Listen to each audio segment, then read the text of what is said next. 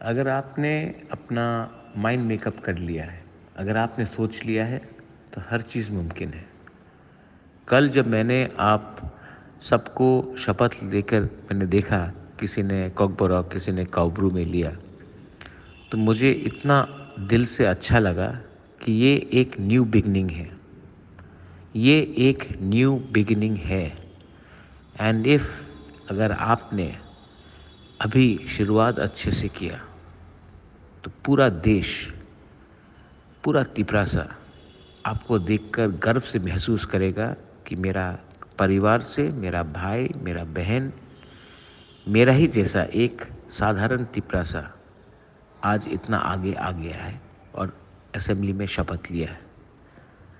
अब से मैं आपको सिर्फ एक ही एडवाइस देना चाहूँगा, अहंकार अपने अंदर मत लाइए। ऐसे लोग जो आपको बिगाड़ेंगे, आपको आपका आपको अपने लोगों से ही दूर कर देंगे, उससे वैसे लोगों को अवॉइड कीजिए।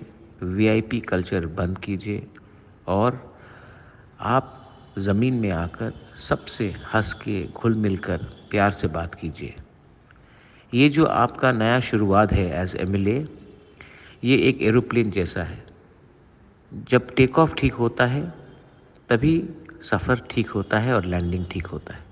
अगर टेक ऑफ के टाइम ही आप बिगड़ गए, तो पूरा जर्नी खराब जाएगा। मैंने ज़िंदगी बहुत देखा है। मेरे पिताजी भी महाराजा थे, एमपी थे, मेरी माँ एमएलए थी, मिनिस्टर थी, एमपी थे। मैं आपको अपने खुद के एक्सपीरियंस से बोलना चाहता हूँ, जितना नीचे रहोगे उतना ऊपर जाओगे। जितना ऊपर जाने की कोशिश करोगे, उतना आप ही के लोग आपको नीचे तान देंगे। इसके लिए ये हमेशा दिल में बात रखना।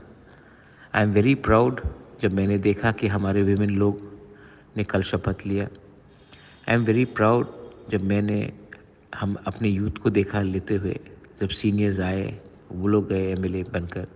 ये मत भूलिए कि ये जो हमको आशीर्वाद मिला है, ये पब्लिक का प्यार से मिला है। और ये प्यार को अगर आप गवा दोगे, तो पब्लिक के दिल टूट जाएगा, मुझे भी बहुत दुख लगेगा।